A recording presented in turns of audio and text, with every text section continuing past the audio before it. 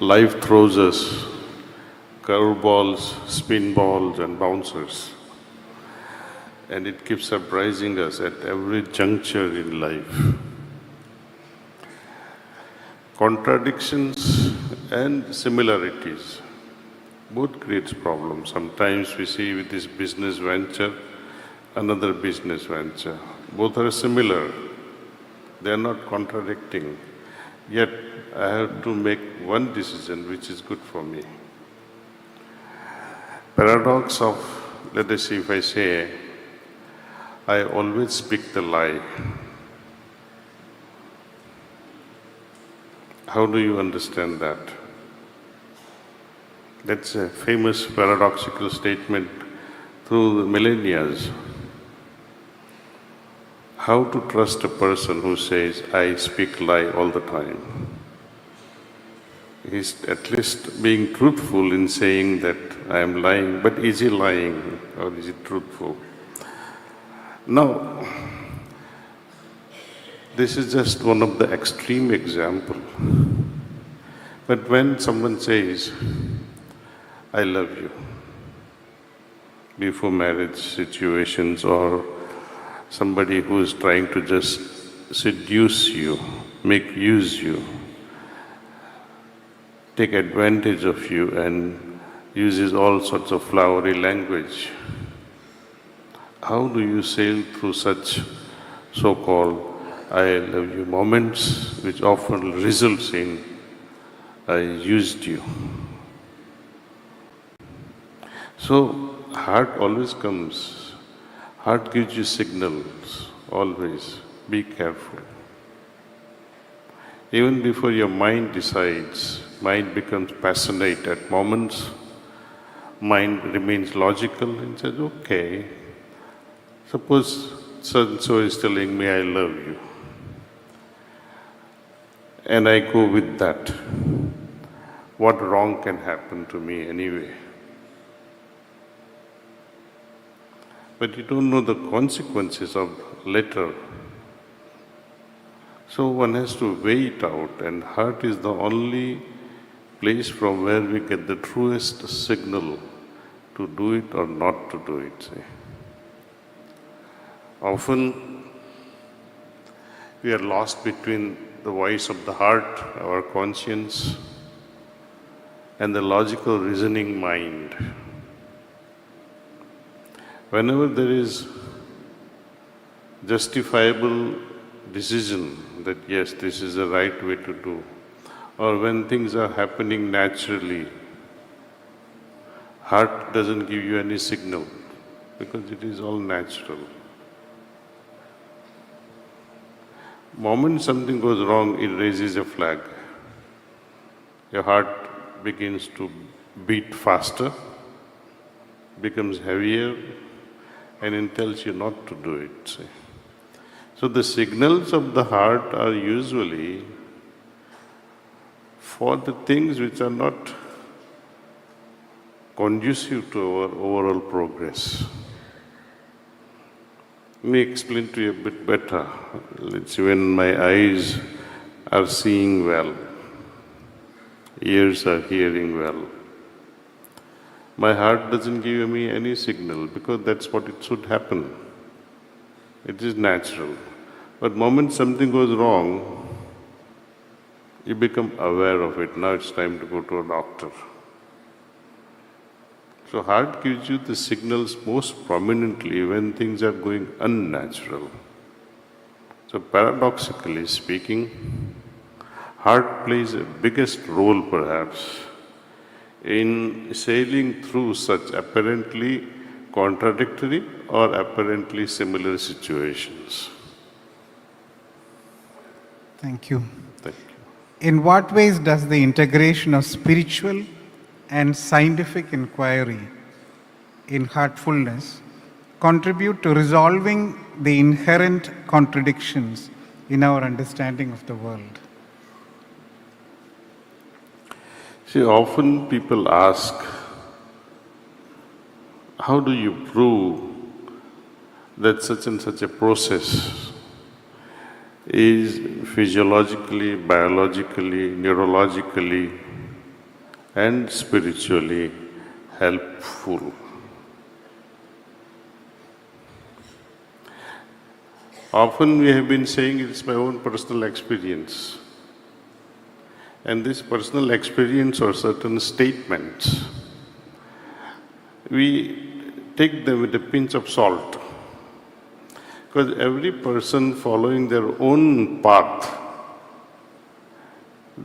they speak very highly about it. Heartfulness person meditating through heartfulness will say, oh wow, this is the best thing that has happened. Person following some other systems, other religions, they say, wow, this is the best thing. You cannot criticize my religion or my path. So the science comes into picture. Science means something that is verifiable, not just once, but time and again, without involving your faith, without involving your system of belief. That means we have to use instruments. When we talk of spiritual processes,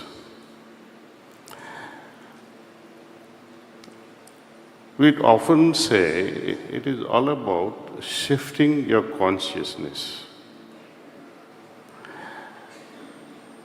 Speaking of evolution, what is the purpose of life? We say it's all about evolution, but can you at a physical level evolve during the lifetime that we have? It takes millions of years for a human being to evolve at a physical level. At a spirit level or at a soul level, soul cannot evolve because it is immutable, pure in its essence. How much purity can you add to your soul? It is already pure. So at a physical level, we can only age during the lifetime we have been given. Soul need not evolve. So body cannot, soul need not. So what is in between is the consciousness that has to evolve. Say. How do you measure? What are the markers that measures the evolution of consciousness by following a particular system? Yoga Shastras, and especially Vasistha Yoga, Astavakra Gita, Bhagavad Gita, Advaita philosophies, they give you indications. But time and again, these are all belief systems. Beliefs indoctrinated by someone who has already experienced it. And Lord Jesus says, you can enter the heaven, but there is one condition. Be you like little children. How are you going to become? What is the parameter to measure that? Have I become like child? That innocence, that love, that openness. How to measure that? Now, when you meditate, yoga says you enter a state of fourth level of consciousness. Shastras talk about this state as a turiya condition. Even yogis cannot explain what this turiya condition is all about. They only say this is the fourth level of consciousness. So now we have to understand which are the first three levels of consciousness. How do you measure them? So science comes to picture. There are gadgets. They measure our frequencies in the brain, level of thinking. Consciousness, or rather thinking, affects the field of consciousness. For example, when I'm quietly sitting under a tree and reading a book, I'm so absorbed in reading a book. So what happens at that time? My mind slows down. thinking slows down. When you are sitting with your beloved and not fighting, absolutely both in silence, mind also becomes very restful. Thinking almost goes away. So at that time, these neural network activities, it at its minimum. They don't fire together so fast. But children, when they're thinking and asking one question after the another question, before you even give the answer, they're ready with another question. The neural firing at each synapse is very fast. Now, these neural fibers, when they conduct this electricity because of this firing between the synapses, this electric current produces magnetic field. That can be measured instrumentally through MRI machine, fMRI machine, EEG, what they call as electroencephalograph. So if I hook you up with these 8 or 12 or 64 probes on your head, it will tell you how fast you are thinking, how fast your consciousness is changing. Now, we have understood so far waking consciousness, where we are thinking, mind is busy. Depending upon the speed of your thinking, this electromagnetic field will change.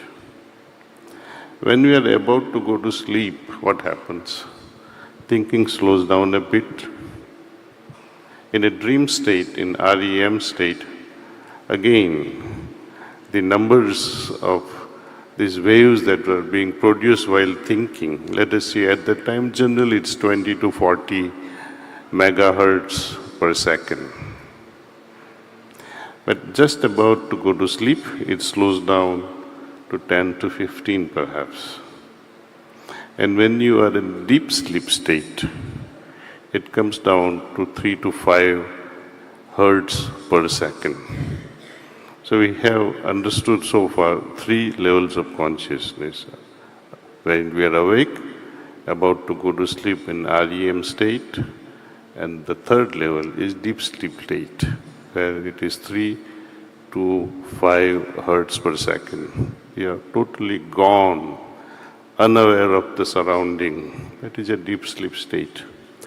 Yoga talks of 4th level of consciousness. When we are in deep state of meditation, and especially in the heartfulness way of meditation, what happens there because of this pranahuti that transports us to a different level of consciousness, mind completely slows down. You feel absolutely relaxed, as if you are in a state of sleep. So what happens, state of sleep is where 3 to 5 hertz per second frequency is displayed on EEG. But unlike deep sleep, you're fully aware.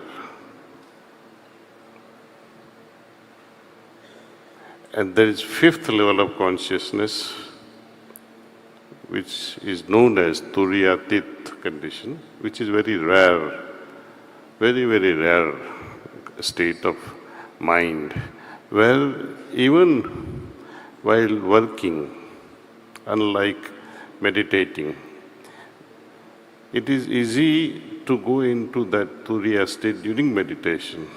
But what about off hours when you are not meditating? Maybe you are working, you are lecturing, you are transacting in business, or you are arguing. What happens to your mind then? Is it still in Turiya state? While doing all these things, even romancing, and if you still remain in Turiya state, that is Turiyatit state, one who has mastered. Raja Janak is said to have such a state, Turiyatit. That's why he was a king, as well as the sage. Now, with these scientific instruments, now we are able to understand various levels of consciousness, see, which are all measurable. Instruments don't lie. See. Sir. Thank you, sir. I would like to ask you a few layman questions. Probably these questions stem from my own ignorance. What sets heartfulness meditation apart from other meditation systems in terms of approach and outcomes? I'm raising this question because I have had a very, very brief and short exposure to heartfulness meditation. I believe you have that sense of calling, you have that sense of inner urgency that leads you to meditation and such practices. I'm not exposed to other systems of meditation, but there should be other systems of meditation, I believe. Could you focus on other meditation systems in terms of approach and outcomes? It will not be wise on my part to compare other systems. But I would like to share what is so special about heartfulness way of meditation. Because we do receive people from all sorts of backgrounds, those who have tried all kinds of systems. And when they say, this has happened because of this system and this is what was lacking in the other systems, like that.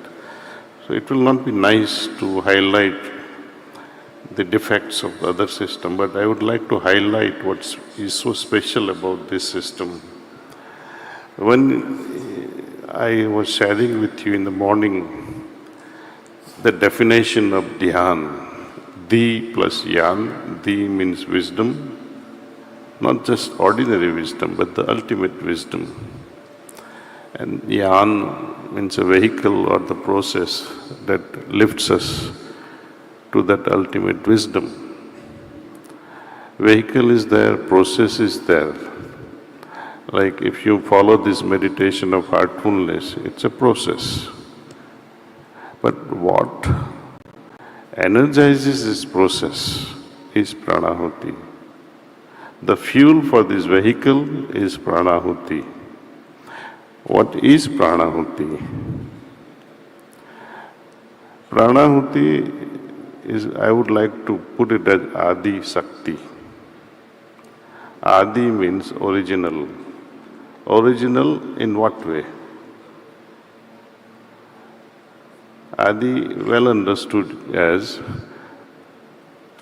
something that prevailed before the creation, something that brought creation into existence. That is Adi Sakti. If you can tap into that and transmit that flow, that is pranahuti, and person who is open-heartedly receiving this will be able to experience the effect of this.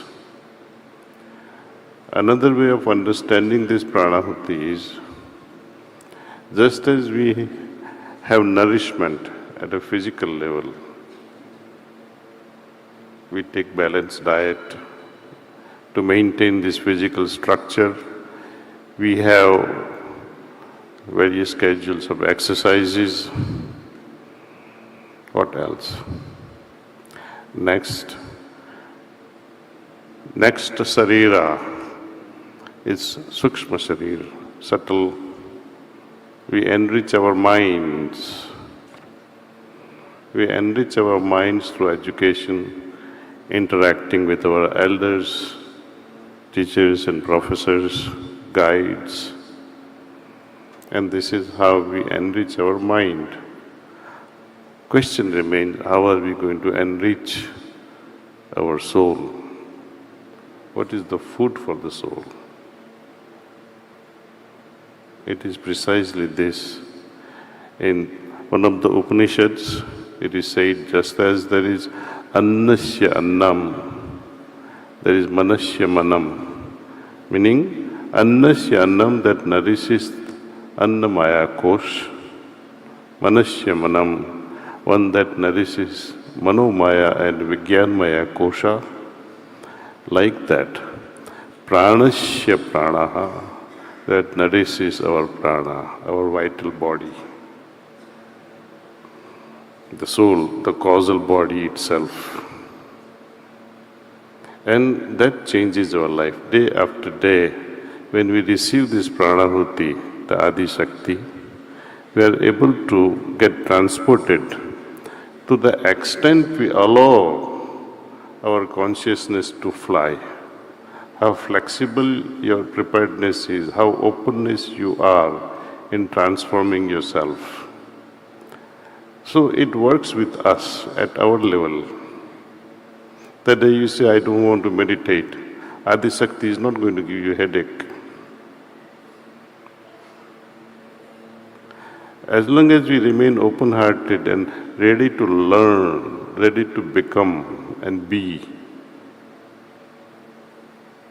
this is what sets us apart. Second thing is cleaning.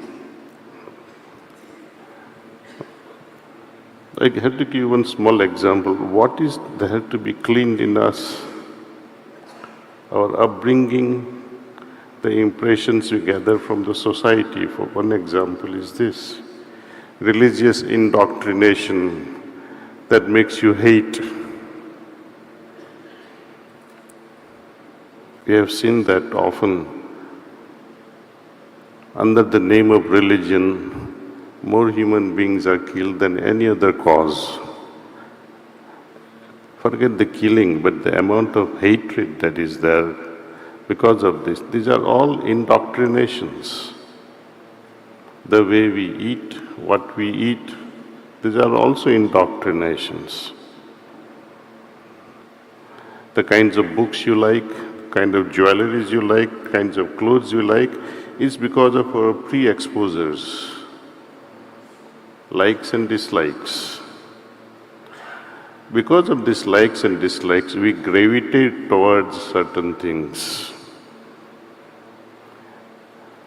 One example that comes to mind is the circus elephant. When that circus elephant was in its own nature, in the forest, Kerala is, I think, highest numbers of elephants in India. When they are free, they are invincible. But slowly and slowly, human beings with their intelligence tie up their legs when the elephant is just a baby and train for weeks together. And it's called what we call physiologically or biologically conditioning of the elephant. When it's tied with the iron chains with 4 legs on tree stumps, now it learns that anytime something is tied on my legs, I should not try anything further. Just stand there. Having been conditioned like that, he forgets his own strength and how strong that myself is. Now, having conditioned, now you can take this elephant to a circus and tie with a small rope on a plastic chair. He's conditioned. He has forgotten his strength. If he wanted, he can bring the entire tent down. But he has been conditioned. And such is our state also. Our lifestyle has conditioned us and made us forget our original nature. Through the process of yogic cleaning, slowly and slowly, to the extent we can tolerate our naturalness, we allow ourselves to be cleansed and expose the original conditions within us. Original condition is nothing but some adi. Again, it's fascinating to understand what samadhi is. Some means similar to adi, again the original state. When I arrive at my original state, free from all conditioning, it's samadhi. So, these two aspects are, to me, are very fascinating in heartfulness, where we meditate in the morning and soar higher in superconscious state.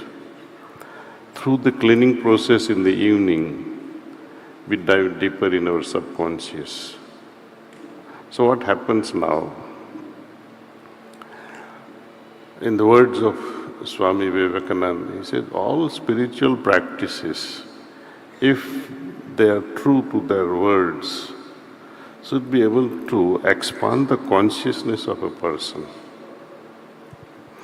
We all have, he would say, he was saying this, that we all have a certain level of consciousness. Imagine this consciousness like a thin film of water, very thin film of water, which is sandwiched between two giant oceans, one Pacific and another Atlantic Ocean. Imagine the condition of that thin layer of consciousness we are playing with. We are playing with nothing. But through meditation, if we can soar higher into superconscious state and dive deeper into subconscious, now that limited thin layer of consciousness is able to expand in super and subconscious state. So in a way, it's a broadband consciousness. And it happens very naturally, without any flamboyant rituals. Rituals constricts your consciousness. You are limited by your own rituals, you are limited by your own belief system.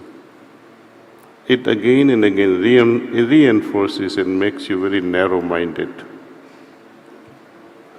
When you read this Brahma 25, it's a beautiful, what is Brahma though?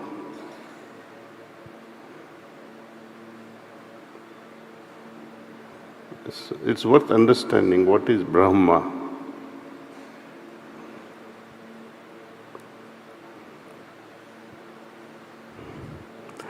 Brahma, if you see also the photo depicted, Hinduism is criticized for the visual graphics they have been creating over the years. But once you have the understanding of why these visuals, why such a murti, why such an idol, it is only conveying a message. Message that could not be conveyed through words. You meditate over the form and you will see why that form was created. You've seen Brahma's murti, he has 4 heads. Right? Why 4 heads? Does such person exist in this world? No. But it is only to portray that this ultimate state has a 360-degree level of consciousness. It is no longer a thin layer. It is all-encompassing consciousness that perceives everything. That is state of Brahma. If we break down this word Brahma, Bruha and Man. Man means thinking or contemplation. Bruha means expansion.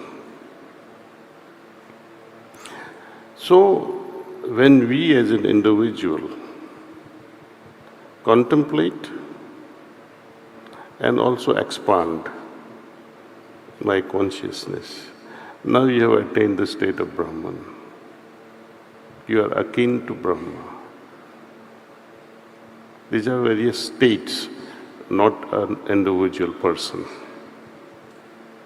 Likewise, Atman, there is a statement that by Shankaracharya only, that Brahman and Atmans are same.